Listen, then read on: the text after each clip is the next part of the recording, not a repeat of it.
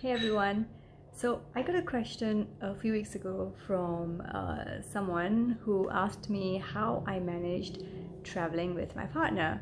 And so I thought it would be fun to make a video about this topic. So, some couples, right, they're like carbon copies of each other.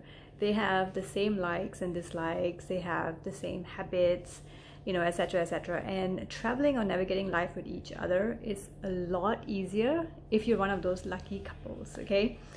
But if you're like my husband, Michael, and I, then life is maybe not as straightforward. So we are complete opposites of each other.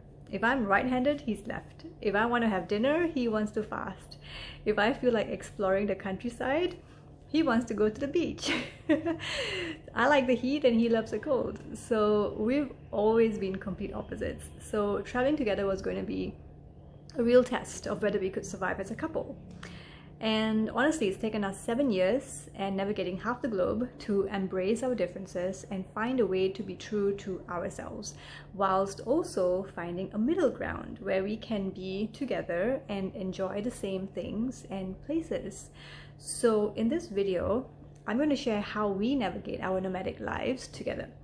It's a little unconventional, and I haven't met any other couples, that travel like us. Within the first few months of traveling together, it was pretty clear that he wanted to find his favorite countries and spend as much time as visas allowed him to be there, while I wanted to go everywhere.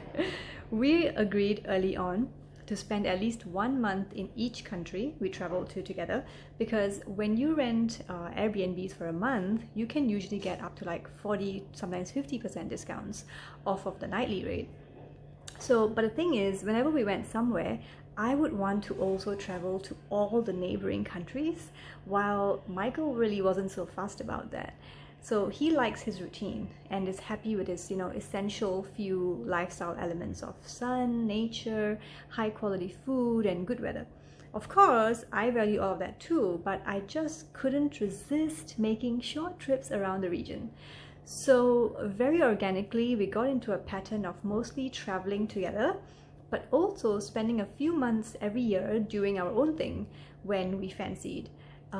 So most importantly, we had to learn not to let insecurity or fears get to us. So if our relationship was to survive, it really had to allow space for us to be ourselves and to do the things that are important to us.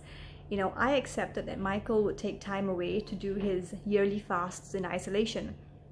Michael accepted that I am always going to be a travel junkie. And at first, when I was traveling solo, I really used to wish that he was with me. But I realized that I can't force someone else to do the things that I wanted to do, if they didn't enjoy them. So, whenever Michael wants to do an extended fast in nature, for example, like without distractions, then I take that as an opportunity to do my own solo travels or to go somewhere with my family or friends. For example, in 2018, we spent Christmas in London with Michael's family. Then Michael went off to Portugal to fast while I came back to Singapore for 3 months. I could have gone with him, but I really hate the cold and I didn't want to be in Europe during winter time. So I went back to Asia and also managed to squeeze in a couple of really fun trips to Taiwan and Malaysia with my mom and sis while I was there. In 2017, we were living in Cyprus for a couple of months, after which Michael wanted to fast in isolation in London. But instead of going back to London's, grey weather, I decided to travel through the Balkans by myself. I spent a little over a month traveling around Bulgaria, Macedonia, Kosovo, and Croatia.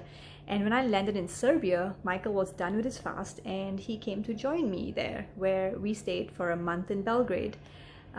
In 2015, when we were living for 3 months in Orange County in California, Michael went on a business trip and I went couch surfing in Los Angeles.